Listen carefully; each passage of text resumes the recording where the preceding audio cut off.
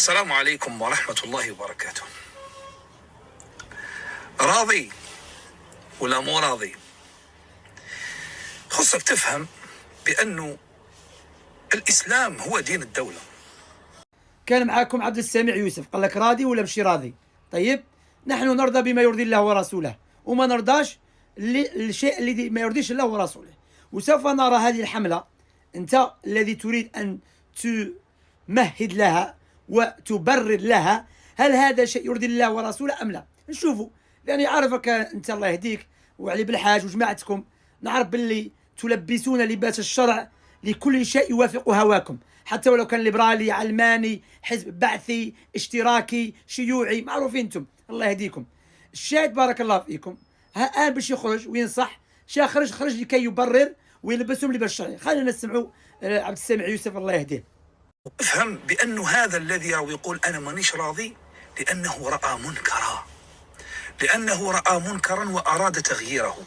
فالأخ عبد السميع يوسف خرج قال لك، هي ذاك الحديث على الرسول عليه الصلاة والسلام لكي يبرر حديث من رأى منكرا. طيب، قال لك افهم هذا الذي قال مانيش راضي لأنه رأى منكرا.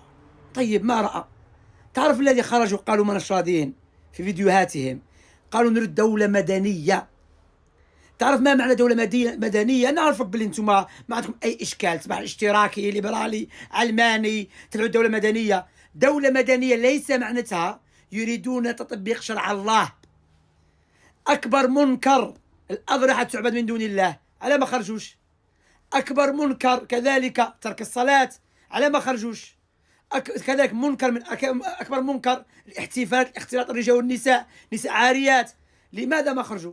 وهذا حتى هذا إن كان المنكر له ضوابط وشروط بارك الله فيكم، لكن هذا أبين لك بأنك أنت تتلاعب بعواطف الناس، وهذا حالكم كما فعل قائدكم الأول عبد الله بن سبأ الرافضي الخارجي، عندما أصبح يتلاعب بعواطف الناس ضد عثمان بن عفان رضي الله عنه وأرضاه، بأن عثمان بن عفان يعطي المناصب لأهله وإحنا خلانا والعيشة غالية. حتى في وقت الرسول عليه الصلاة والسلام جاءوه قالوا يا رسول الله المعيشة غلات فسعر لنا، قال إن الله هو المسعر. شو معناتها؟ معناتها بأن الله هو يتحكم في السعر وفي الغلاء وهذه الأشياء، هو القابض والباسط. لكن أنت خايف تخرج تتكلم هاك، لأن أولا ضد منهجك الخارجي، طيب، ضد منهجك كذلك أنت تريد تتلاعب بعواطف الناس باش تنصحهم، تقول لهم لا، ما هكذا تولد الإبل، أوردها سعد وهو مشتمل، ما هكذا تولد الإبل يا سعد، وتنصحهم بأن هذه طريقة عبد الله بن سبأ، طريقة كارل ماركس، طريقة المظاهرات والفوضى. طيب، وفي مخطط صهيوني أمريكي مجوسي لتدمير بلادنا الجزائر حفظها الله. وهؤلاء الناس عندهم بغض للجيش الجزائري الذي يحميك ويحميني ويحمي بلادي وأهلي. سبحان الله، احنا ما نقولوا معصومين، لكن يحمي البلاد، يحمي الإسلام. لكن أنتم ما عندكم أي إشكال تتعاونوا مع أي جنس، نسأل الله السلامة والعافية. فخلاص إيش سمحت في دينك وعقيدتك، هادو ما خرجوا إقامة شرع الله. بارك الله فيك، والله يهدينا ويهديهم.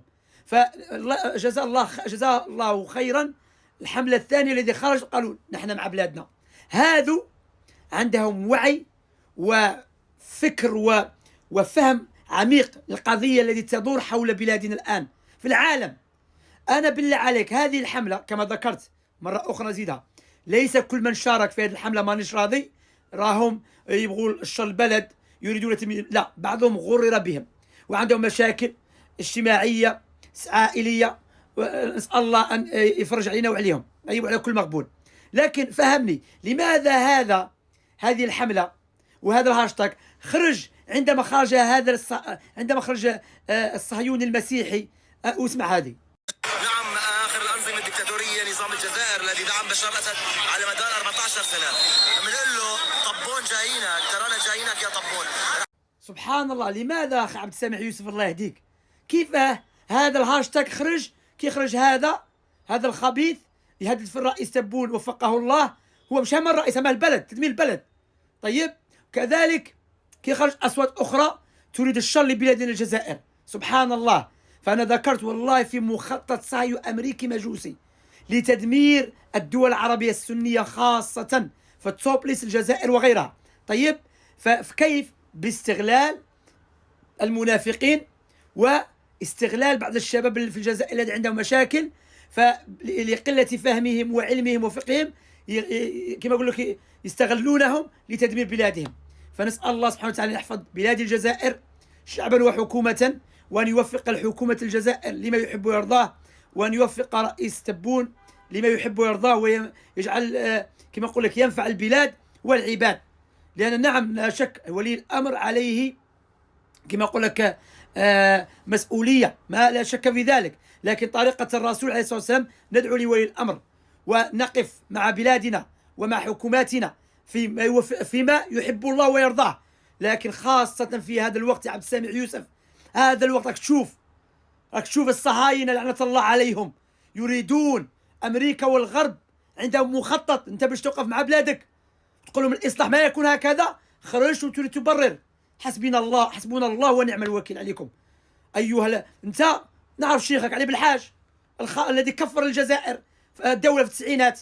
طيب، لا الإسلام نصرتم ولا للكفر كسرتم. وصدق ابن تيمية قال لا أقاموا دين ولا دنيا، ما أقمتم دين ولا دنيا. نسأل الله السلامة والعافية.